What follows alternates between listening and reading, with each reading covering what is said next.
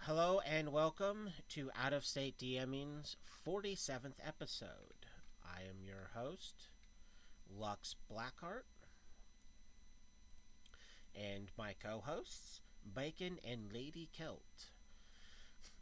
Welcome to our discussion as we dive into cleric spells. And hopefully, we can get a good chunk done today because if it's anything like the Bard spell list, this is going to be a two-part episode. Well, two-part. Next episode's going to be hopefully finishing off because clerics can cast 0 to ninth level spells. Okay. And yes, for those playing at home, technically 0 level spells are also called orisons, but unlike other editions, orisons in 3.5 are not at will. So you don't get unlimited uses of them. You get how many different ones you prep and how many times you prep them, just like any other spell level or any other caster in 3.5. Uh, Starting off. Oh, I say go. Thank you there, Chatter.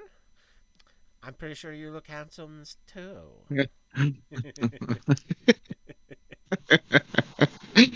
um, Oh God. huh. Um, no, but starting off the zero level spells is one of my favorite and someone else's favorite. Create water, where you can literally create gallons of water. I love that spell because no matter what, you don't need to go to freshwater source because the cleric is the freshwater source. Cure minor. Squeeze him, he pees.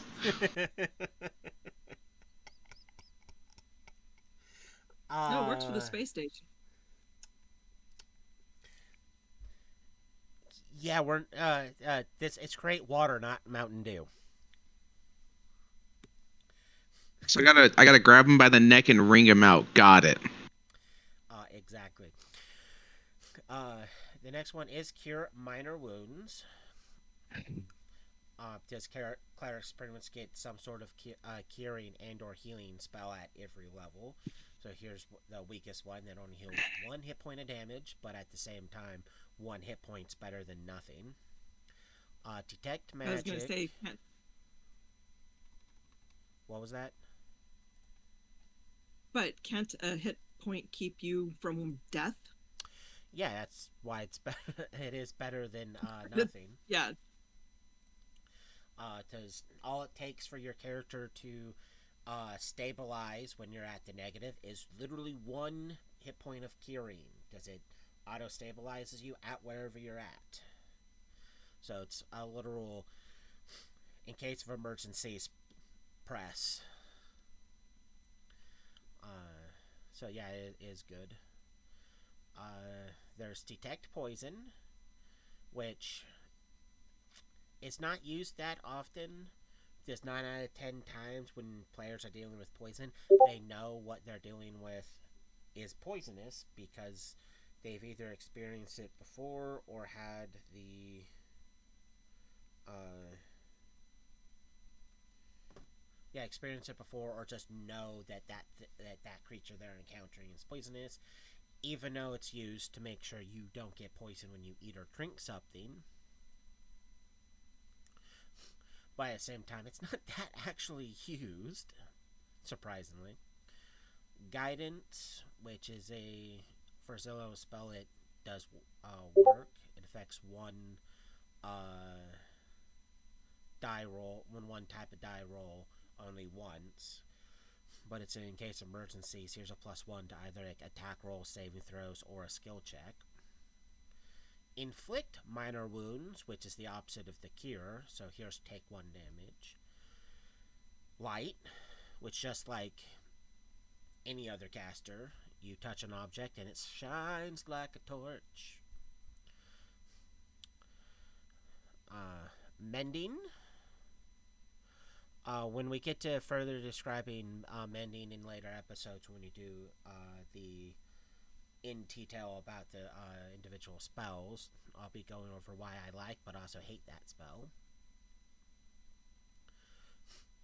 There's people thinks it does something it doesn't, but I'll cover that later. Uh, Purify food and drink.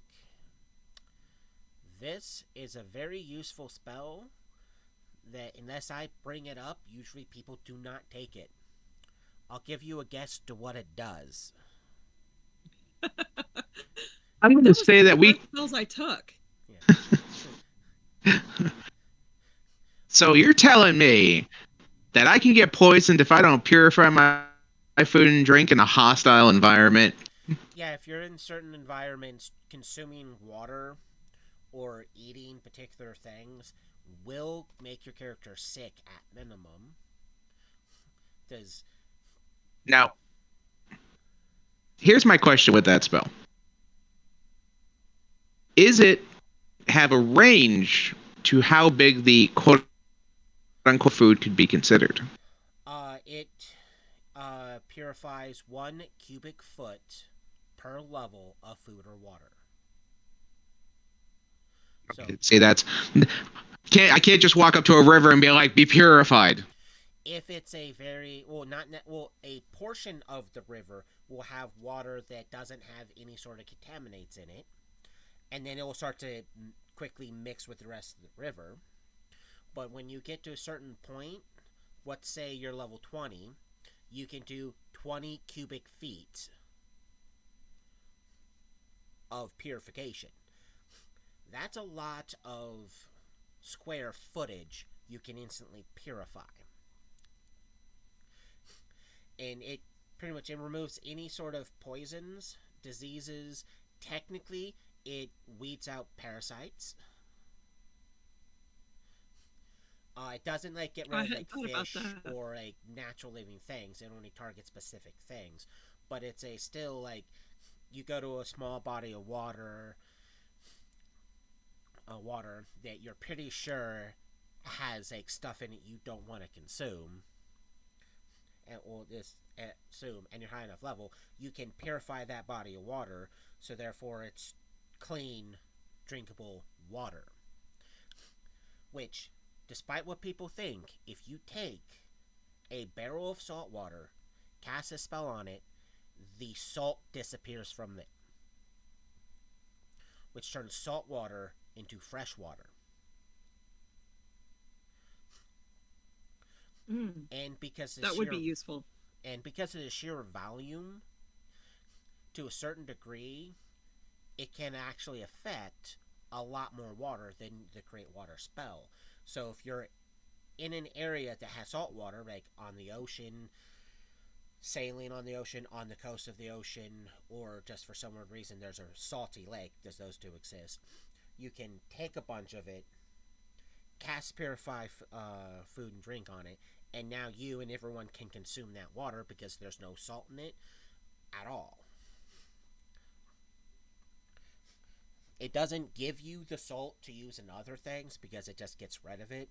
Kind of like how the precipitation like removes grime and grease. You don't. It doesn't put it in a nice little spot for you to scoop it up.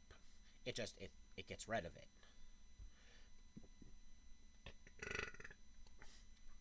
And this is gonna sound gross, but it's technically it's a usable way to make sure that a city that either A has limited access to usable water, or B just can't necessarily afford the proper aqueduct systems. If you take sewage water and cast purify food and water on it, the sewage water becomes drinkable water Oh, because it Yep. removes all of that stuff in it. It just removes it. Therefore, being a cheaper option to proper aqueducts because you literally can have water go from point A to point B, be completely purified and then reused, and you can constantly recycle it because it removes So I a lot of heard that stuff. no to the, I heard no to poo poo. Pretty much, it doesn't get rid of like large solid objects like a shirt, shoes, bones, or just floating pieces of meat. that may be in the sewage. That's what people like to dump stuff in there. There's a reason why certain monsters love sewer systems in D&D cities. But like you cast it on there, it's like, hey, there happens to be a body in this water. Well, it's now technically consumable because it's been any of the bad shit that's in there's been boom. Now, that being said, it does not purify a living creature.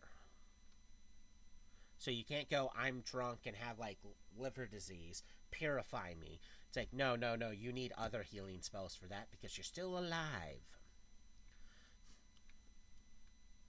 But somewhat moving onward from the sight, stomach curdling uses of that spell, we have Read Magic, which lets you read scrolls and spell books, which is a spell a lot of people don't actually use because, well, why would you cast a spell to read spells and scrolls and spell books? Because like you should be able to. It's like, no, magical writing has a way of stopping you from doing that. There's Resistance, which is a temporary bonus on saving throws. Virtue, which is a temporary bonus to HP. Which, for those playing at home, if you have temporary hit points and you take damage, the temporary hit points goes away first and cannot be restored because it's temporary, not permanently. And that's it for their 0-level spells. Okay. So they do get quite a bit good ones. Just what ones the person decides to take, because like detect magic, light, and possibly read magic are usually my go-tos because I can pick up magic, and if I find something that needs reading that's magical, I have that spell. Yay. Yeah, that's a good one. That when I was picking spells out when I first started playing, my thought process was, what's going to keep me alive and serve me best? Yeah. And like I said before, there's a lot of people are like, no, you only need to take healing spells. It's like, no, a cleric doesn't have to take healing spells, just they can spontaneously cast their cure spells. If they're evil, it's inflict, so then they actually have to take the healing spells if they're evil. But good line clerics or neutral clerics can spontaneously cast Cure Minor Wounds, which is a 0-level spell. So you can prep all the other spells you want, and just, when you need to, go, okay, I'm going to immediately spontaneously swap this one for this one, and you get 1 hit point back. So when people tell you, you have to take all the healing spells, no, all the cure spells you can spontaneously swap. But now we can start on 1st level spells.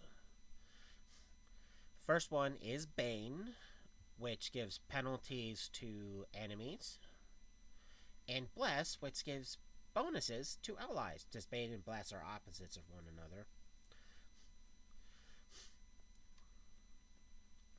And because they give like the same bonus, same bonus and penalty, the same thing, so they counter each other.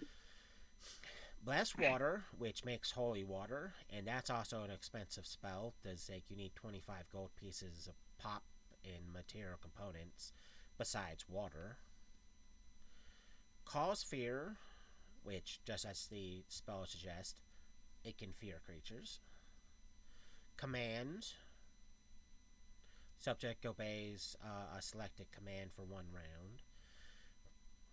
Comprehend Languages, which is one of my favorite spells because it means you don't have to worry about being super smart as a cleric.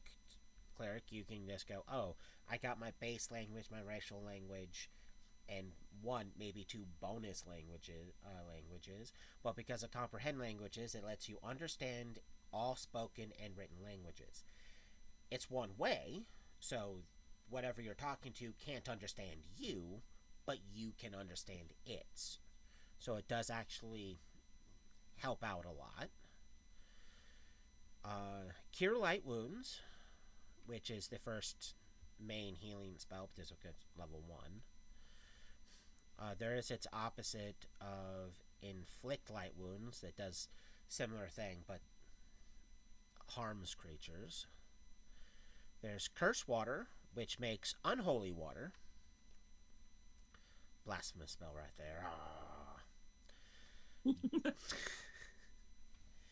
Death Watch, which reveres how near death the subjects within 30 feet are.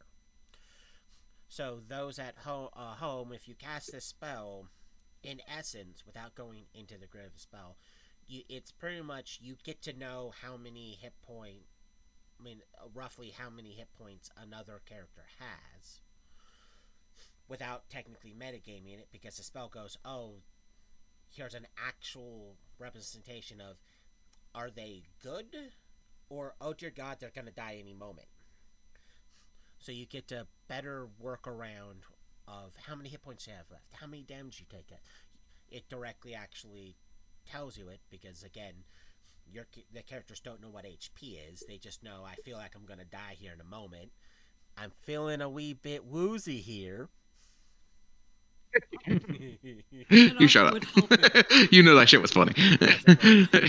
That's also helpful, like if you have, because I played with one guy that if he took 2 points of damage, everybody else could be on their last leg, but he would be sitting there going, oh, I need healing. It's like, dude, I watched you take 2 points of damage. Everybody else here has like 2 points left. It's like, you got poked by a rapier. He got smacked by a freight train.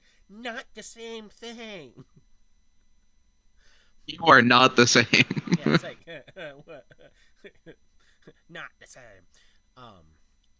So that's a really big early spell that lets you go, no, they need it more, because like,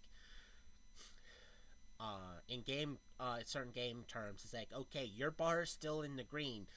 Theirs is in that critical level of red, of I can barely see it. Then we got one of the most, I don't want to read the spell, but I'm going to prep it anyways. The spell Detect Chaos / Evil / Good / Law. It's quite nifty if you want to say what has chaotic alignments or evil or good or law, but when you prep the spell, you choose one of those 4 alignments. It is not a catch-all of you cast it and it tells you all of these things in alignments. No, you cast it to detect a specific alignment. 9 out of every 10 times a player has cast this spell in any of my games or games I played in, excuse me, they wouldn't prep it as detect this one single alignment. They will just detect alignment and then either choose on the fly or just assume that because they wrote as detect alignment, they'll automatically know what everyone's alignment is. When it's like, no, that's not how that spell works. Read the spell, prep it how it's supposed to be. Stop literally trying to cheat. Now, can you just use it on one subject, or can you use it on a group, but you can only detect one thing on the group? When you prep, let's say, detect evil, like a paladin gets detect evil for free, pretty much for free. It works just like detect magic, where you get a 60-foot cone facing wherever you're looking. Anything that's evil, when you cast detect evil, it procs up as evil. While it be an object, a creature, or a place that's emanating some sort of evil presence. Like unholy land that's spewing out toxic miasma. You don't need to cast detect evil to know that this land has been tainted by evil, but to verify it, you can cast and go, oh, yeah, evil has seeped into the roots of these grounds. Or if you do detect law, you can... Go ahead. It's like going for a run and having running shoes. Yeah, you don't need them, but they fucking help. Exactly. You don't need running shoes to run, but it fucking helps. it's like it's not a bad spell to have because it can reveal like invisible targets, hidden targets, and stuff like that.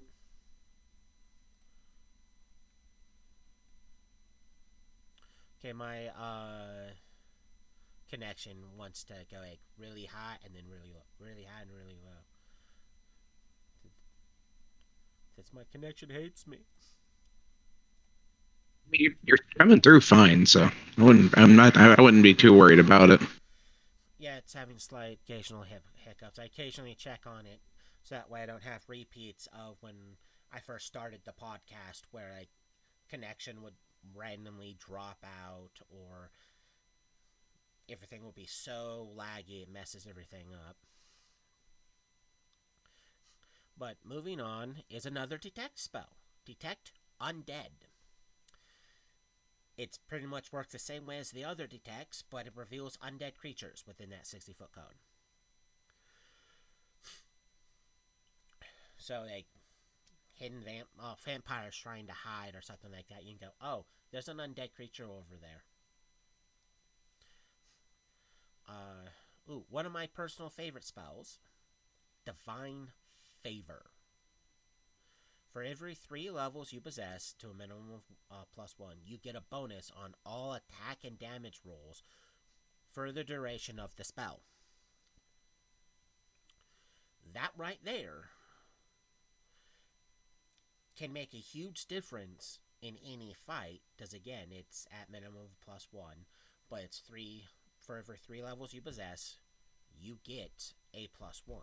So by level 3, it's +1, 6, 2, 9, 3, 12, 4, and etc. etc. So it does actually help out a lot. Doom. This spell gives a big minus to big minus of -2 on all attack rolls, damage rolls, saving throws, and skill checks to a single target. So it's pretty much say I don't want you to be so good this for a while. Bam. So it's a good debuff, especially at low levels. Endure elements, which lets you exist comfortably in hot or cold environments. So because it gives you certain levels of heat and cold protections. So like go if we're in Greyhawk proper, if you plan on going far north to Io's land, it gets really cold up there, like frigid freaking cold. So that can help you there. Or if you go to the desert regions, it gets real hot and dry. This can help you there. It can help also in tropical environments and stuff too, because hey, look, high humidity, high heat. I only have to worry about the humidity, not necessarily the heat. Humidity.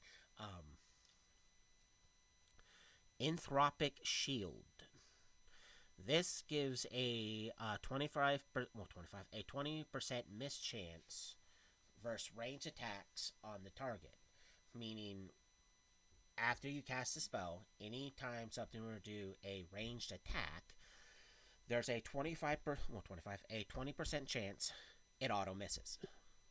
That's 1 in every 5 attacks that just can't make it to the target because the spell goes, no, don't touch me there. One of my favorite, but not very well used, not often used, Hide from Undead.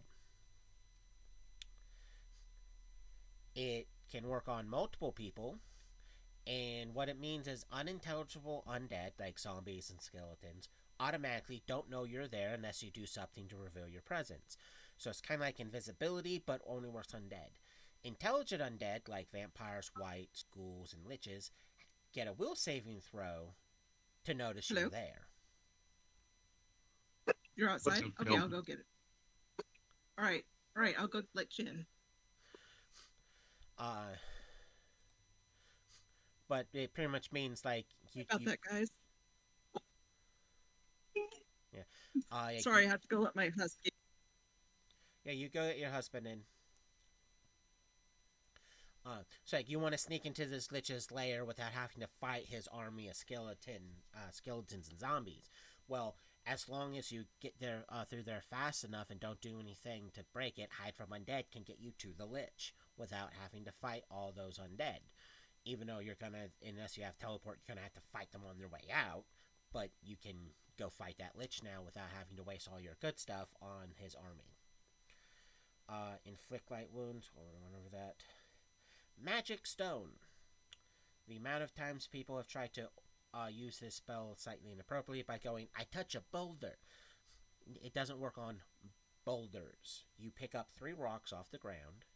The spell works on all 3 of those rocks. Yes, Boulder. Yeah, boulder.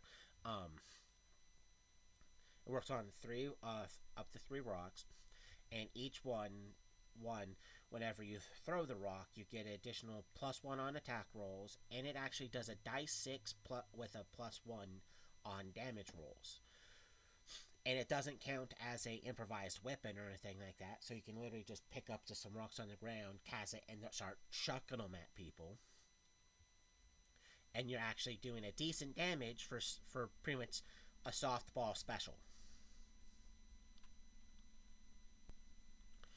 Magic Weapon, which is another, don't know why people don't actually take this spell. What it does is you cast it on a weapon, and the weapon gets an enhancement bonus of +1 on it. So it doesn't stack if the magic weapon is already magical, but it means any weapon you pick up that you want to have a little umph with, you go, boop, and now you can fight with a magical weapon. Even helps when you're fighting things that have DRs that you need magical stuff to fight it, because like impromptu magic weapon.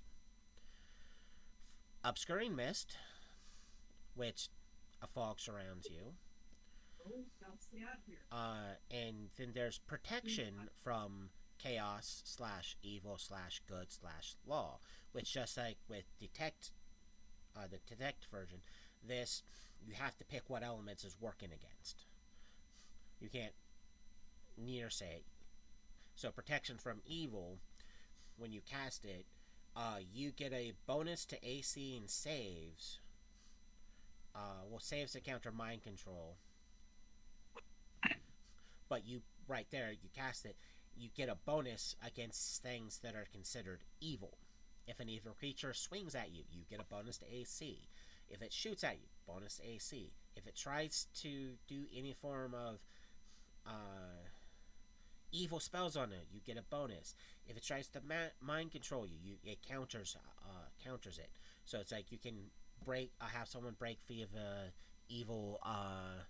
Yeah, like if a vampire uses dominating ability to dominate someone, you can go protection from evil. That should counter the mind control that the vampire has over this person. So it does have its uses, but it's also a spell that people either try to go, I'm just going to cast whatever alignment I want when I need it instead of properly prepping it, or they just don't prep it because sometimes you're fighting a creature that's not any of those alignments. It's neutral alignment because it's a construct, or it's a plant creature, or an animal. Next we have Remove Fear, that either suppresses or gives a bonus of +4 against saves to the subject,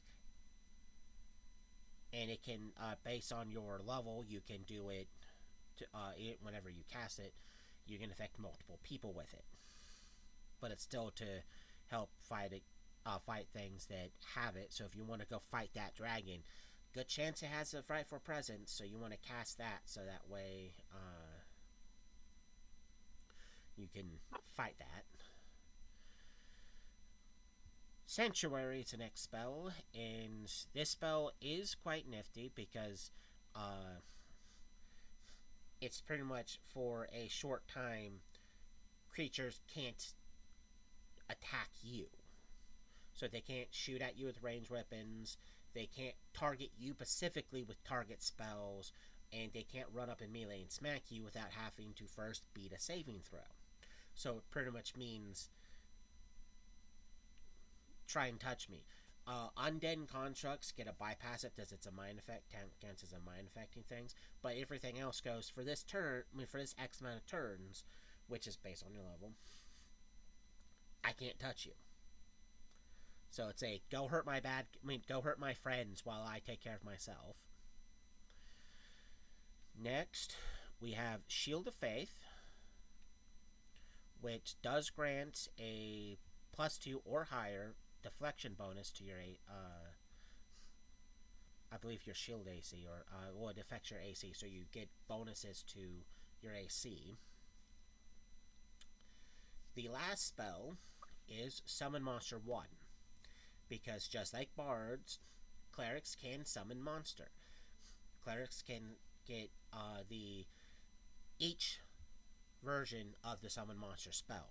So they get summon monsters 1 through 9. So depending on your alignment, you can either end up summoning a demon to fight for you if you're high enough level, or summoning a literal angel to come save the day, because you have high enough level and a high enough caster level to cast a high enough summon monster spell to get that. My only problem is it's an extremely short-lived spell. It only lasts about 1 round per level, so it's extremely short-lived. And it doesn't permanently summon the creature.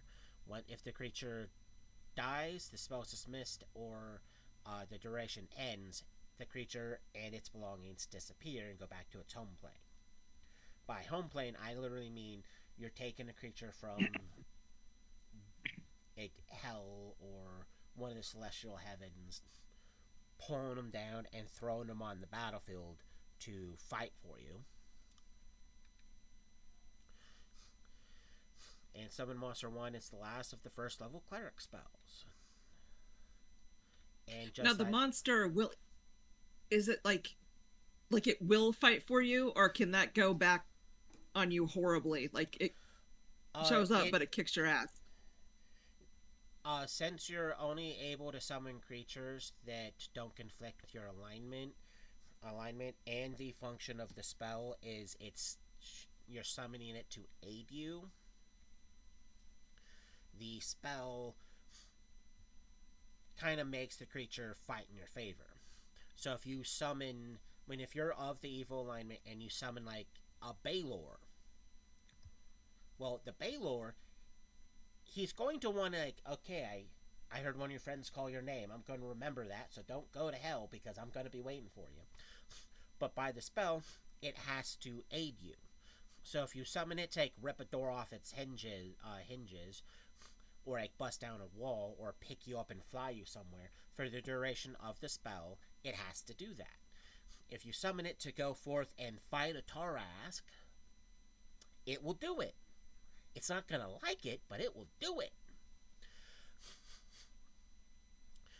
The summon monster spells are kind of the it's going to do what you want if it's capable of actually doing it. If it can't do it, then it won't do it. But it will not turn on you. The only times you have to worry about it turning on you is if someone casts an appropriate mind controlling spell that will work on it. Like, that's the only time. And then at that point there, on your turn, you can go, oh, I lost control of it because he cast a control spell on it, or some sort of, like, mental domination thing on it. I dismiss it. Now it's gone. Now I don't have to worry about it trying to, like, rip my head off. So there is no actual backlash. There's only enemy shenanigans.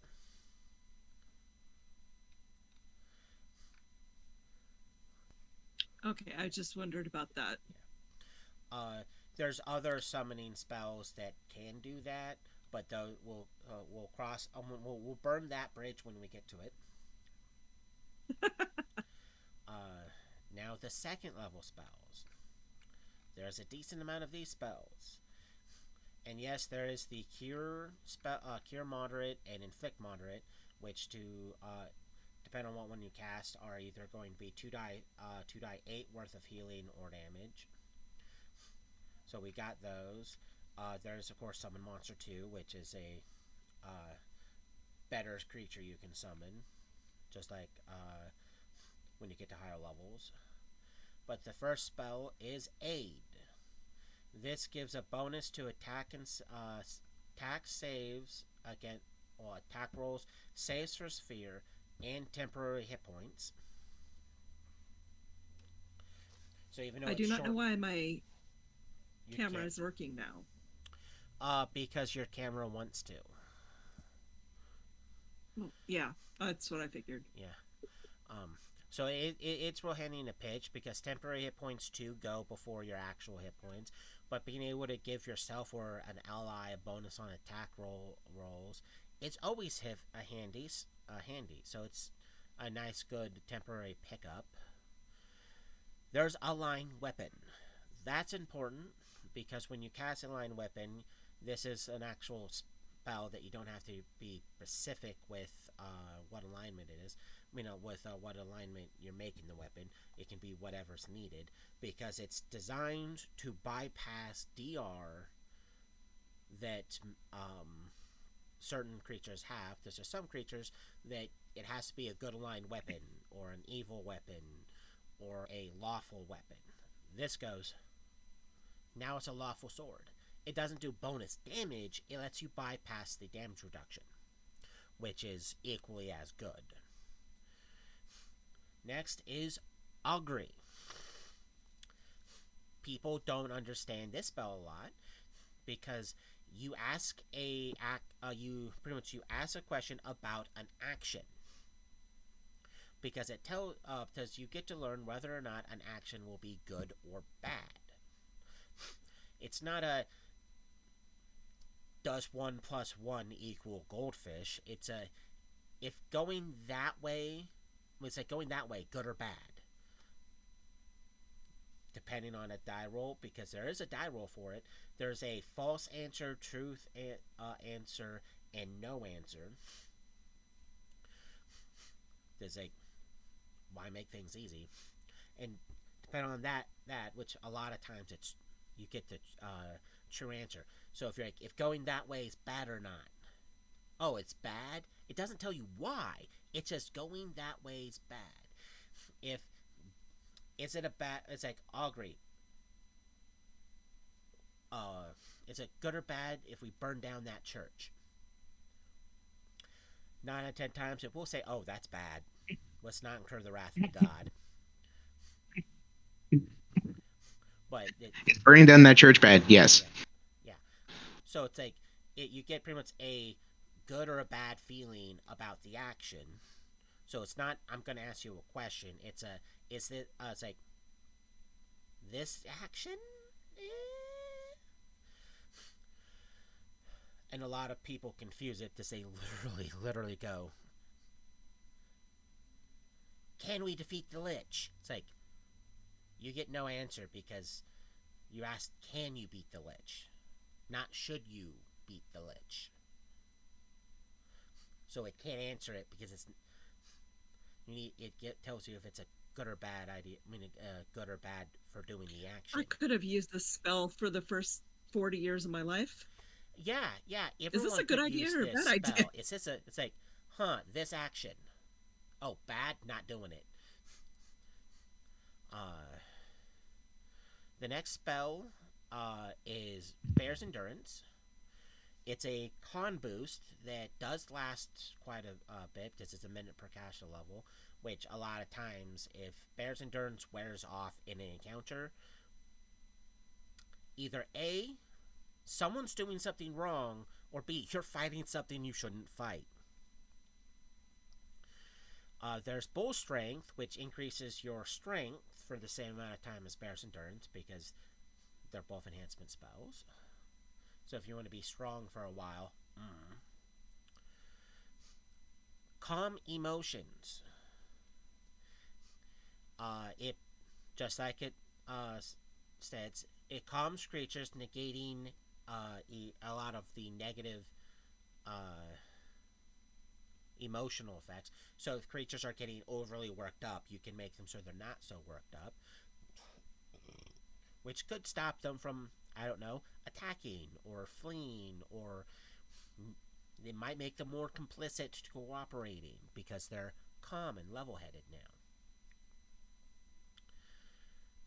Then there's Okay. one of the you don't have what you need to do this, nor the time. Consecrate. It fills an area with positive energy, and that primarily negatively affects uh, undead creatures, because it slightly weakens them. But it takes like 24 hours to cast that spell.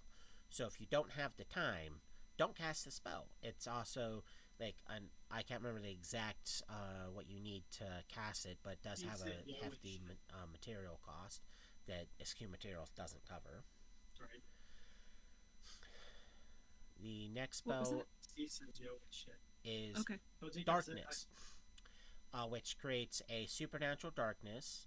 And for those playing at home, it's supernatural darkness, not natural darkness. So creatures with dark vision cannot see into or through it because it's not normal darkness. So despite going, don't worry, I can see this, I have dark vision. Nope, this counters dark vision. So it's pretty much everything goes blind in it. If if an entity can see in darkness, you should probably run because that's limited to extremely powerful creatures, such as like Balors and Pit Fiends. Yeah. Yeah. That's another. Don't worry, I can see, but nope, it doesn't protect you or your allies. It's a good get out of dodge spell because you put it between you and your enemy, and then you just go in start running in a different direction. The next spell is Death Kneel. This spell has a high chance of just immediately changing your alignment because it kills dying creature. You get hit points and a temporary bonus to things. Because you're pretty much, that creature's it's in the negative. Now it's dead. I get boosts. So so depending on what you cast it on, your alignment's going, oh, that's bad. You just killed something that's not. No, fuck you. Like getting to a bar fight at the bar and then casting Kneel Death on the person that got put negative over there because of the fight, so that way you can have a better chance against the town guard. No, you just committed murder, sir. The but if your alignment's evil anyway, you're just gonna sucks to be you, buddy. If you're already evil, you're not gonna care because like, what's a DM gonna do? Change my alignment to evil? I already am.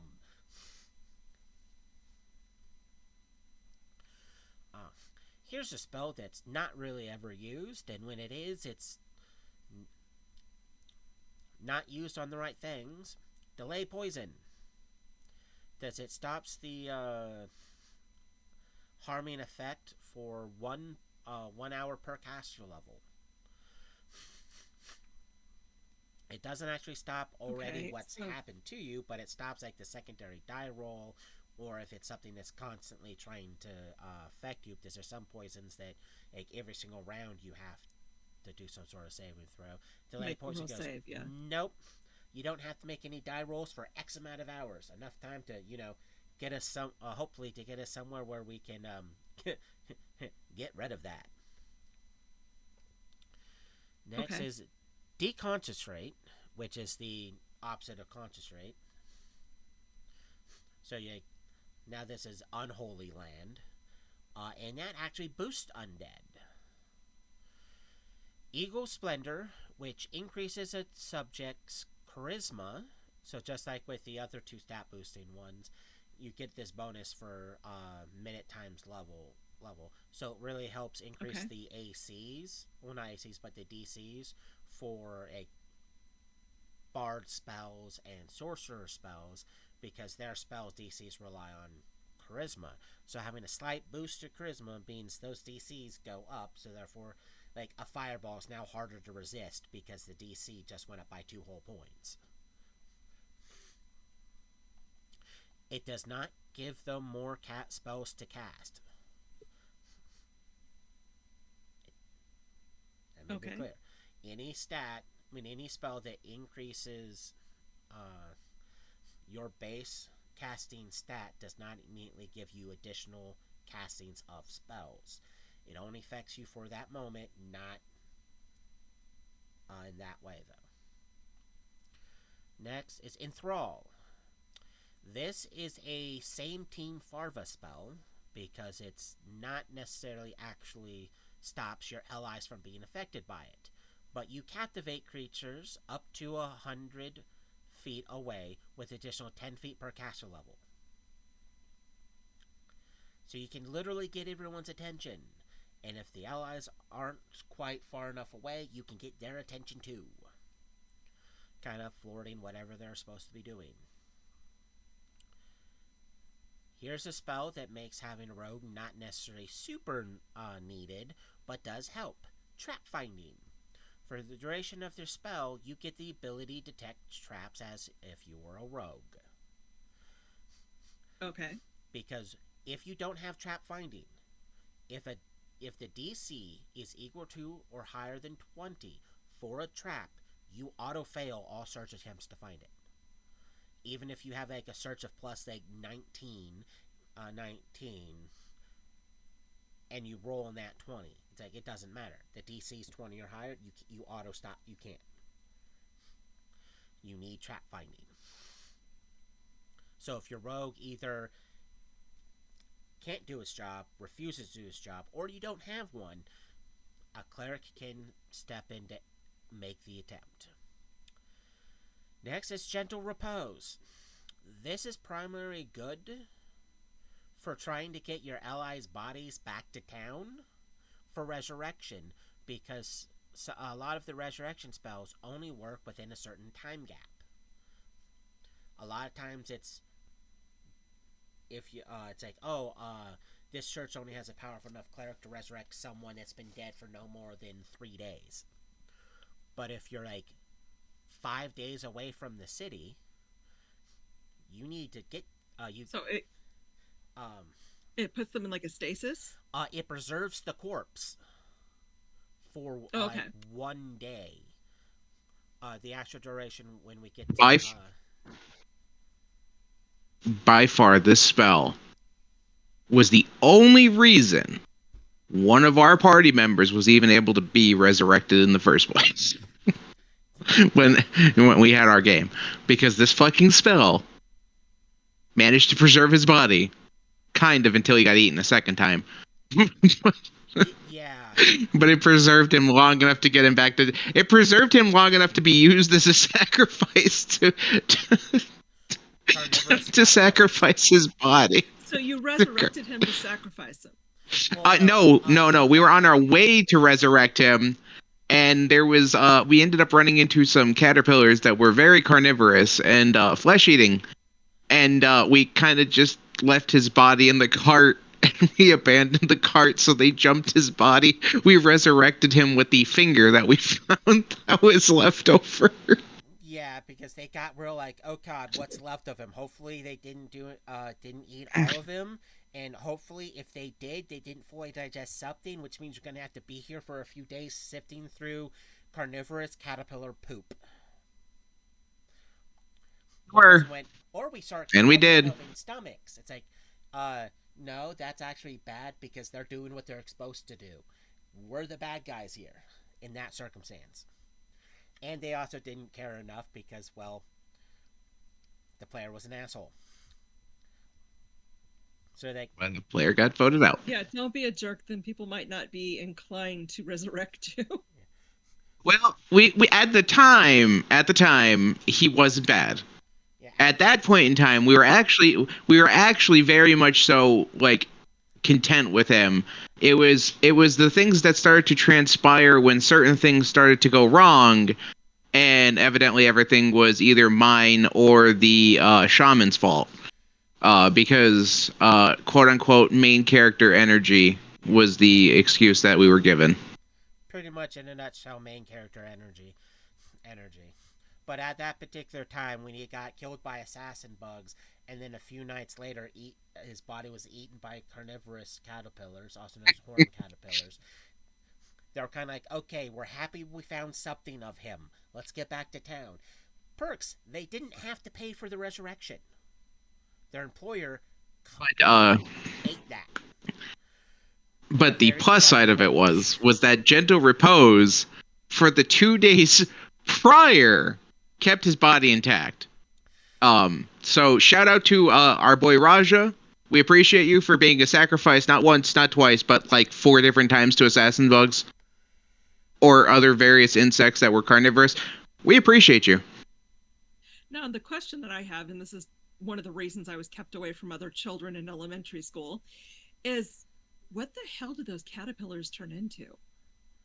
Oh, horn caterpillars? They're just caterpillars.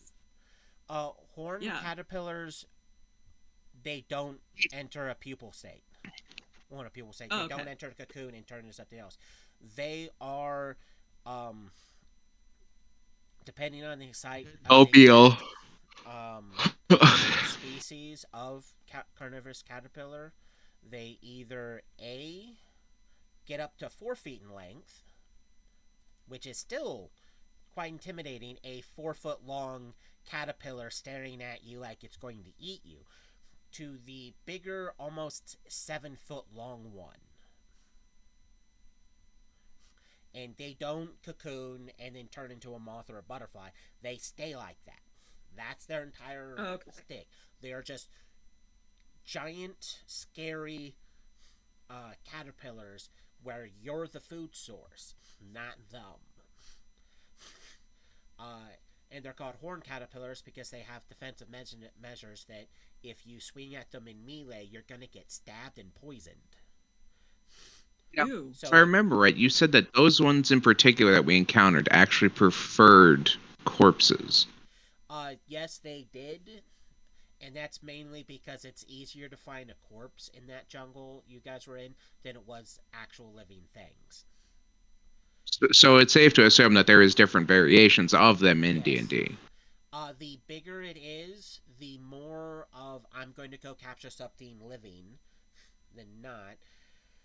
There's also the fact that there's ones that go in groups, like the ones you guys interacted with, and then there's the solo ones. If it's solo,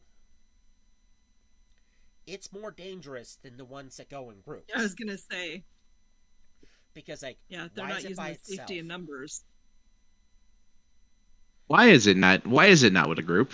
Yeah, why is this usual pack hunter not in a pack? Yes, just even though the creatures that predicate upon them are few and far between, because nothing wants to bite something, get stabbed in the mouth, and poisoned at the same time. The bigger, more dangerous ones are less likely to be found in any sort of collection of them, unless it's mating season, or you manage to find a clutch of recently hatched eggs, which, by the way, the bigger it is, the more likely it is to be cannibalistic. But delicious. They're not friendly creatures. Also, the bigger it is, the better it is at hiding. And not the I'm scared of you hiding, but the you're going to get close to me because you think I'm, predator. A tree. So now I'm just going to grab you and start eating you alive. It's quite literally one of the apex predators. Yeah, it's slightly higher on the food chain. And like I said, not very many things actually predicate upon them because, again, things don't like getting stabbed in the mouth and things don't like being poisoned. So wherever they're at, they're not actually being predicated, so you don't necessarily have to see a ton of them in the area because they can actually properly live to, more likely or not, their full lifespan. Because, again, they're not typically a food item for something else. Which then also goes, if something's predicating on a toxic creature, you probably don't want to fight it. Because it has means to bypass its defenses to actually enjoy a meal. Give it a hug. Yeah. But yeah, the gentle repose did help the helped that out. And Raja was killed on two separate occasions by assassin bugs. Still never understand why his luck with assassin bugs was so terrible. Uh, well, I mean, in that campaign, he got technically cut in half by a trap. That's technically the first time he died. Killed by two assassin bugs, and his corpse was eaten at one point. He was killed by a second trap when we were in the tower. Or no, he was almost killed by the second trap when we were in the tower. Tower, you almost killed by He was almost killed by he was almost killed by me at the bottom of the tower when I went on my rampage. Yeah, does you yeah. There was just multiple times where luck was not on his side simply because die rolls looked at him and went, "Bet, hold my beer." Hold on, I think you're an asshole. Those days. Yeah. Oh no, he didn't have those days. He had that entire game. Oh Yeah, wow. yeah. Yeah, no, one he game session. It was like in the course of like several months. yeah, no, the die spot was just against him the entire time. He got removed after 53 game sessions. Oh, And that's okay. once a week, not counting like me being sick, holidays where not everyone could make it, or storming events where internet was not letting anyone really play. So that it divide that by 4, and you get a roughly how many months that game actually went on for. No, it wasn't Oh 53. wow. Yeah. I did my math wrong. No, We times ended that. we ended on the 53rd session, I believe. Ended around But we were over we were at the year mark when we kicked him. Yeah. Yeah, because the game went on. Yeah, when he started, yeah, when he got kicked. If I'm doing math in my head now because now my brain won't stop until I do. It was technically this many game sessions. There's these 3 of those, boom. So that's why that said that. But this is boom. We were right around the year mark when he got kicked. Yeah. Well, officially when he got actually properly kicked. Yeah. But that was a pretty long campaign. Not my longest, but pretty long. But throughout the entire time, his We've guys continued it. did not like him at any point. Yeah, no. Character creation. No, that every single down roll. even Go ahead. even his reward rolls were kind of bad. Like when he got that sword, that court blade, but because he didn't have the stats to use it, it hurt him every time he touched it. Oh wow. Yeah. Can't catch a break. The match. It was a wooden magical court blade that, because of what he rolled, had vicious. Which vicious does add 2d6 to the damage roll, but every time you hit something, you also take a die 6 worth of damage. So it hurt you to hurt the enemy more. So yeah, that he ended up with a very short end of the stick on a lot of stuff. He also just decided not to do any of the proper feats to be able to use that exotic weapon. And despite being a two-handed weapon, it's a finesse weapon. Because think of Sephiroth's sword. How he had pretty much the greater katana. That's pretty much the court blade, but slightly a bit more curved. But it's a long blade with a nice sized handle that you have to use 2 hands to boom.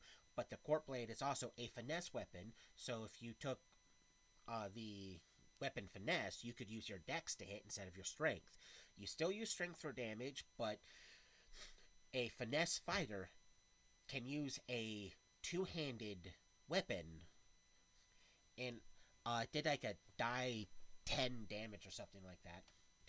So it's an effective 2-handed weapon, but it's also like it did really good damage, but it was just yeah. He didn't want to take that thing might as well have had vicious mockery. Yeah, he didn't want to take the stuff for it, and when he did use it, he either didn't hit because dice rolls, or he maxed out that die 6 he took, because that happened a lot too. To where it's like he rolled a 2 die 6 to 3 damage just off these bonus die 6. 5 damage because that's how much it hurts me. It's like the sword was like, no, I'm going to hurt you more than I'm going to hurt the enemy. There's like, no matter what he rolled for that damage to them, he just always did a decent amount to himself, and that's why he got hurt so much, was, I'm hurting myself. But he also was parading around saying he was one class when he was actually another, but never bothered to actually really stack anything into the class. Just took a whole bunch of random shit. Yeah, he pretended to be a bard and put only a couple ranks into song. So that way he can pretend, but he never made any of the proper die rolls to actually pull it off. And the only reason it didn't get actually revealed early on was because no one actually cared enough to call him on it. Because they either didn't care or weren't paying attention that he wasn't doing bardic stuff. And one of the hilarious stickers is another player that joined in a wee bit late. Just to annoy this player, went, you know what? I'm going to do the same thing. I'm going to be same race as him, same class as him, and I'm going to pop in, play in the lute, and go, hey, you remember me from Bardic College? Because he rolled just well enough to be in the same age bracket to have gone to the Battle Mage Academy, and that's where he knows him from. So he's like, I'm going to copy him, go find him just to annoy him, because this is going to be funny. The difference is that player only stopped putting stuff in perform lute, because he actually did stuff to play the lute, when he got turned into a dragon. That's when he decided that playing the lute's not going to work. Because for the moment, the lute's a little too big for me. And then eventually we'll get the right size. But then eventually, not the right size. So I'm just going to keep it where it's at and just enjoy the fact I have a high charisma. Because battle mages use charisma. Because they are sorcerers that can actually wear armor and use weapons. Because at a certain level, they can wear medium armor without the arcane spell failure chance. While being able to cast like up to 6 level spells, and they can also steal some spells straight from what a sorcerer can use. But he didn't put anything. We started this podcast on cleric spells, completely derailed into into classes. I'll have to have my notes next time, so I half my notes just say or something along the lines of stay on this subject, because I know I'll ramble. Well, I know the things that sometimes audience like to see is sometimes the rambling, the off-course stuff, because it's quirky, it's somewhat funny. We're also at the end of the podcast, so we don't have to pivot. We can somewhat end it here. Because we have been here for an hour, and maybe about 20 minutes. It's always fun to derail.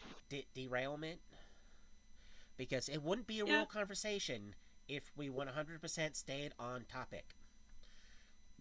No, that would be Ben Stein from Ferris Bueller's Day Off. Yeah, it proves that we're human. But yeah, but we will leave off on the gentle pose, because, like I said, when a party member dies and you gotta get him back to town because you can't afford the resurrection spells that go, just give me his toenail.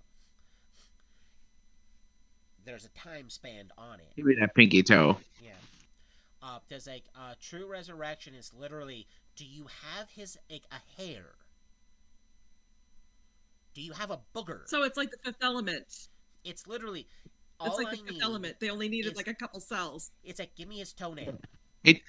Not even actually one of our other party members, before she got booted for a very specific reason that we're not going to go into, she got eaten by a lizard, and the only thing we were able to recover from her were a couple of hairs, and that's how we resurrected her. It wasn't her hairs, it was her feet. Because when it's chopped, I thought it was hair. No, it chopped because of her size and That's right. It awkwardness. was her It feet. shrunk down, and all that was left was her shoes with her feet. That's right. It was Okay. her feet. It was We literal. resurrected her from If feet. this was a horror movie, the monster's still out there.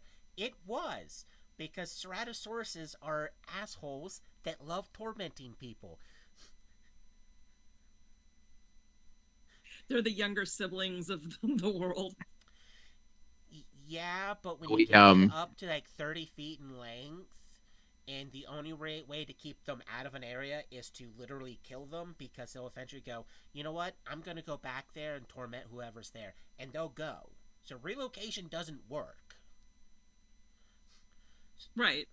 And to train It one, does for 10 seconds. yeah, it's like to train one is so hard that like, a T Rex is easier to train than a Ceratosaurus, despite the fact that T Rexes are bigger, tougher, stronger, and know more where they stand on the food chain, while a Ceratosaurus is bipolar as all can be, because they can go from cooperating with you to trying to kill you in the span of a few seconds, simply because they went, I want to bite you, so I am. It's a my intrusive thoughts win 90% of the time creature, and that's one of the reasons why they're so hard. They are an animal with the chaotic evil alignment because they also enjoy Okay. tormenting people, like sneaking up to a camp, snagging a sleeping party member, making just enough noise for the person to watch and go, "What's that noise?" and look over as it's sitting there with the tent coming off the snout with part of the body of the person sleeping in its mouth, staring at them as it then creeps back into the woods with that stare of, they're gonna blame you for this. Because they'll do that. Okay. Well, I'm going to get off of here, guys, so I can go and take care of the ravenous beasts Yeah, downstairs. we've hoarded extra minutes of your time. For those who are watching and or watch this, thank you for watching. Remember to like Hi, and everyone. subscribe, and join us next week as we attempt to finish the cleric spells. Oh, there's no attempt. You know we're gonna derail.